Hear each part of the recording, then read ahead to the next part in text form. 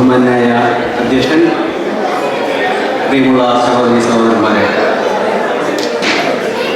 ഹ്യൂസ്റ്റണിലെ ഏത് മലയാളി പരിപാടിയിലും ഒരു മലയാള പ്രസംഗത്തിനെ കുറിച്ച് ആലോചിക്കുമ്പോൾ ആദ്യം വരുന്ന ഒരു പേരാണ് ജീമോൻ റാന്നി.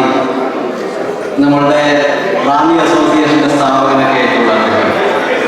പക്ഷെ ഇന്ന് റാന്നി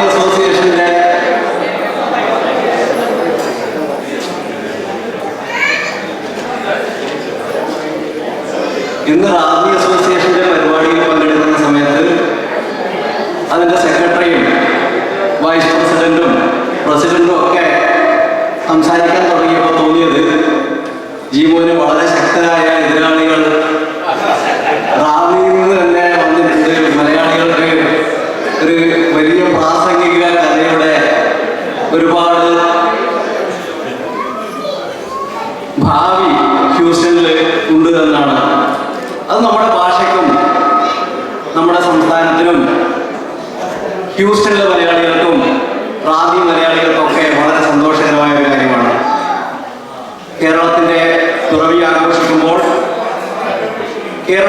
കേരളത്തോടൊപ്പം പിറവി കൊണ്ട മറ്റ് സംസ്ഥാനങ്ങളെക്കാളൊക്കെ എല്ലാ രംഗത്തും ഒരു വലിയ കുതിപ്പ് ഏത് രാഷ്ട്രീയ പാർട്ടി കേരളത്തിൽ അധികാരത്തിൽ വന്നാലും കേരളത്തിൻ്റെ വികസനം ഒരു പ്രഥമ പരിഗണനയോടുകൂടി കണ്ട് കേരളത്തിലെ ജനങ്ങളുടെ വിദ്യാഭ്യാസം, അവരുടെ ആരോഗ്യം, അവരുടെ സാമൂഹ്യ ചുറ്റുപാടിൻ്റെ പരിരക്ഷ, അങ്ങനെയൊക്കെയുള്ള ഒരുപാട് നല്ല കാര്യങ്ങൾ, ഒരുപാട് അഭിപ്രായ വ്യത്യാസം ഉണ്ടാകുമ്പോഴും നമ്മുടെ സംസ്ഥാനം ഭരിച്ച വിവിധ രാഷ്ട്രീയ കക്ഷികളൊക്കെ അതോടൊപ്പം തന്നെ സാമൂഹ്യ സാംസ്കാരിക രംഗത്തെ നേതാക്കന്മാരൊക്കെ ഒരു വലിയ ശ്രദ്ധ പതിപ്പിച്ചതിൻ്റെ ഒരു പരിണിത ഫലമാണ് ഇന്ന് ലോകത്തിനാകെ മാതൃകയാവുന്ന ഒരു നിലയിലേക്ക് കേരളം മാറിയത്.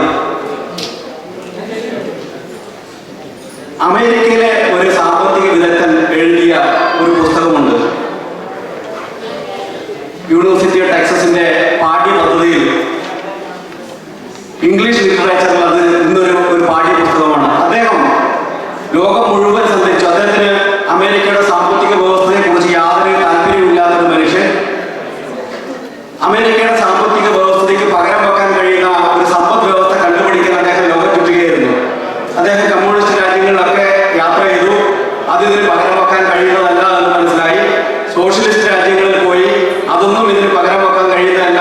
അങ്ങനെ മിക്കവാറും എല്ലാ രാജ്യങ്ങളിലും പോയി അവിടുത്തെ സാമ്പത്തിക ചുറ്റുപാടുകൾ പഠിച്ച് അതൊന്നും അമേരിക്കയുടെ സാമ്പത്തിക പദ്ധതിക്ക് പകരം വെക്കാവുന്ന ഒരു സാമ്പത്തിക ക്രമമല്ല എന്ന് മനസ്സിലാക്കി അദ്ദേഹം അവസാനം സഞ്ചരിച്ച ഒരു രാജ്യമാണ് ഇന്ത്യ. ഇന്ത്യയുടെ ഉത്തരേന്ത്യൻ സംസ്ഥാനങ്ങളിലാകെ സന്ദർശിച്ച് ഇന്ത്യയുടെ സമ്പദ് വ്യവസ്ഥയെ കുറിച്ച് പഠിച്ച് ഇതും ഞാൻ നോക്കിക്കാണുന്ന, ഞാൻ അന്വേഷിച്ച് നടത്തുന്ന ഒരു സാമ്പത്തിക വ്യവസ്ഥയല്ല ഇവിടെയും ഉള്ളത് എന്ന് മനസ്സിലാക്കി അദ്ദേഹം തിരിച്ച് അമേരിക്കയിലേക്ക് വരാൻ പോകുമ്പോഴാണ് ആരോ അദ്ദേഹത്തോട് പറഞ്ഞത് ഒന്ന് കേരളം സന്ദർശിക്കൂ എന്ന്. ഇത് നടക്കുന്നത് 1991 കേരളത്തിലെ ജനകീയ ആസൂത്രണ പദ്ധതി എന്ന ഒരു പുതിയ സാമ്പത്തിക പദ്ധതി നടപ്പിലാക്കുന്ന സമയത്ത് അദ്ദേഹം കേരളത്തിൽ പോയി കേരളത്തിന്റെ ഗ്രാമാന്തരങ്ങളിൽ പോയി സഞ്ചരിച്ച് അര പേജ് മാത്രമാണ് അദ്ദേഹം ആ പുസ്തകത്തിൽ കേരളത്തെ കുറിച്ച് സന്ദർശിച്ചത്. പക്ഷേ അദ്ദേഹം പറഞ്ഞത്, ഞാൻ അന്വേഷിച്ചുകൊണ്ടിരിക്കുന്ന ഒരു സമ്പദ് വ്യവസ്ഥ ഞാൻ കണ്ടു. അത് ഇന്ത്യയിലെ കേരളം എന്ന ഒരു വളരെ ചെറിയ സംസ്ഥാനത്തിന്റെ സമ്പദ് വ്യവസ്ഥയാണ്. അവിടെ നടപ്പിലാക്കുന്ന പദ്ധതികൾ മാറി മാറി വരുന്ന രാഷ്ട്രീയ കക്ഷികളായാൽ പോലും അവിടെ ജനങ്ങളുടെ സതുദ്ദേശത്തിന് വേണ്ടി നടപ്പിലാക്കുന്ന ഒരു സമ്പദ് വ്യവസ്ഥ വളരെ മൈക്രോ എക്കണോമിക്സ് എന്ന നിലയിലേക്ക് നമുക്ക് കാണാൻ കഴിയുന്ന ഒരു സമ്പദ് വ്യവസ്ഥ നടപ്പിലാക്കുന്ന ലോകത്തിലെ ഏക ചെറിയൊരു പ്രദേശമാണ് കേരളം. അതൊരു മാതൃകയാക്കേണ്ടതാണ് എന്നാണ്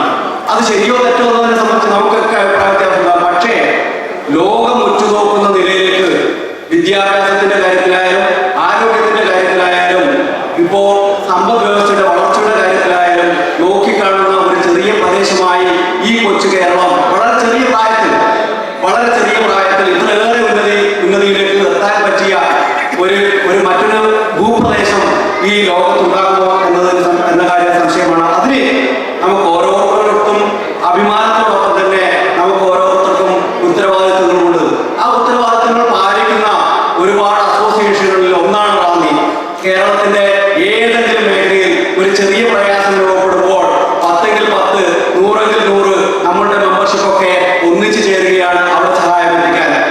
നേരത്തെ സൂചിപ്പിച്ച പോലെ റാന്നിയിൽ ഒരു പ്രളയമുണ്ടായപ്പോൾ, വയനാട്ടിൽ പ്രളയമുണ്ടായപ്പോൾ, കേരളത്തിൽ എവിടെയെങ്കിലും ഒരു പ്രതിസന്ധി വരുമ്പോൾ ലോകത്തിലാകമാനമുള്ള മലയാളികൾ ഒരു മനസ്സായി, മറ്റൊക്കെ മാറ്റിവെച്ച് ഒരു മനസ്സായി പ്രവർത്തിക്കുന്ന അതൊരു വലിയ അമൂല്യമായ നിധിയാണ് മലയാളികളെ സംബന്ധിച്ചിടത്തോളം.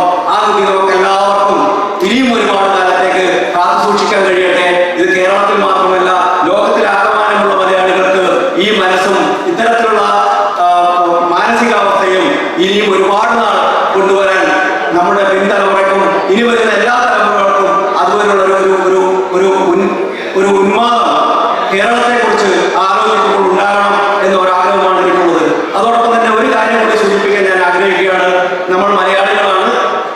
മലയാളികൾ എവിടെ പോയാലും ആ പോകുന്ന സ്ഥലത്ത് അതിന്റെ ഭാഗമാകാൻ ശ്രമിക്കുന്ന ഒരു ജനവിഭാഗമാണ്. അതുകൊണ്ട് തന്നെ അമേരിക്കയിലും മലയാളികൾ എല്ലാ മേഖലയിലും വ്യാപിക്കാൻ ശ്രമിക്കുന്ന ഒരു സമയമാണ്. ഹ്യൂസ്റ്റൺ അതിന്റെ ഒരു വളരെ നിഷ്ഠാന്തമായ ഒരു ഉദാഹരണമാണ്. ഈ ഒരു സമയം എന്ന് പറയുന്നത് വളരെ പ്രധാനപ്പെട്ടതാണ്. ടെക്സസിലാകെ തെരഞ്ഞെടുപ്പ് നടക്കുകയാണ്. നമ്മളെ സംബന്ധിച്ചിടത്തോളം ഏറ്റവും വളരെ പ്രധാനപ്പെട്ട ഒരു തെരഞ്ഞെടുപ്പ് എന്ന് പറയുന്നത് മിസൂറി സിറ്റിയിലാണ്. മിസൂറി സിറ്റിയിൽ ഒരു മലയാളി മത്സരിക്കുകയാണ്. ഏർലി വോട്ടിംഗ് ഒക്കെ കഴിഞ്ഞു. ഇനി ആ ഒരു ദിവസം മാത്രമേ വോട്ടുള്ളൂ. അതടുത്ത ചൊവ്വാഴ്ചയാണ്. ഏതെങ്കിലും മലയാളി വോട്ട് ചെയ്യാൻ ബാക്കിയുണ്ടെങ്കിൽ നിങ്ങൾ എല്ലാവരും പോയി വോട്ട് ചെയ്യണമെന്നാണ് എനിക്ക് അവസരത്തിൽ അഭ്യർത്ഥിക്കാനുള്ളത്. നമ്മൾക്ക് ഒരുപാട് കാലം നമ്മളൊക്കെ അഭിമാനത്തോടു കൂടി പറയുകയായിരുന്നു, മലയാളികളായ 5 ആളുകൾ ഈ ഹ്യൂസ്റ്റണിൽ തെരഞ്ഞെടുക്കപ്പെട്ടിരിക്കുകയാണെന്ന്. മലയാളികളുടെ അഭിമാനമായ 5 ആളുകൾ ചൂണ്ടിക്കാണിക്കുമ്പോൾ ഇനി വരുന്ന വർഷങ്ങളിൽ ആ 5ന്റെ എണ്ണം കുറയാതിരിക്കണമെങ്കിൽ ആ 5 എന്ന എണ്ണത്തിന്റെ കൂടെ എണ്ണം കൂട്ടുകയല്ലാതെ കുറക്കാൻ പാടില്ല എന്ന ഒരു ധാരണ നമുക്ക് ഉണ്ടാക്കണമെങ്കിൽ നമ്മളെല്ലാവരും പോയി വോട്ട് ചെയ്യണം. അടുത്ത വർഷം വീണ്ടും തെരഞ്ഞെടുപ്പ് നടക്കുകയാണ്. ആ സമയത്തും നമ്മുടെ ചില സ്ഥാനാർത്ഥികൾ രംഗത്തുണ്ടാകും. അങ്ങനെ മലയാളികളാകെ രംഗത്തുണ്ടാകുമ്പോൾ മലയാളികളാകെ ഒറ്റക്കെട്ടായി, നമുക്കറിയാം നമ്മുടെ നാട്ടിൽ പഞ്ചായത്ത് തെരഞ്ഞെടുപ്പ് പോകുമ്പോൾ നമ്മൾ ഓരോ വീട്ടിലും കയറി ഇറങ്ങി വോട്ട് ചെയ്യിപ്പിക്കുകയാണ്. അതുപോലെ ഇവിടെയും ഉണ്ടാകണം എന്ന ഒരു അഭ്യർത്ഥനയാണ് എനിക്കുള്ളത്. ഇനിയും മലയാളികൾ ഉയരങ്ങളിലേക്ക് പോകട്ടെ. അങ്ങനെ പോകുന്ന ഉയരങ്ങളിലേക്ക് റാന്നിയിൽ നിന്നും ഒരുപാട് ആളുകൾ വരട്ടെ എന്ന പ്രത്യാശയോടുകൂടി ഞാൻ നിർത്തുകയാണ്. നന്ദി, നമസ്കാരം.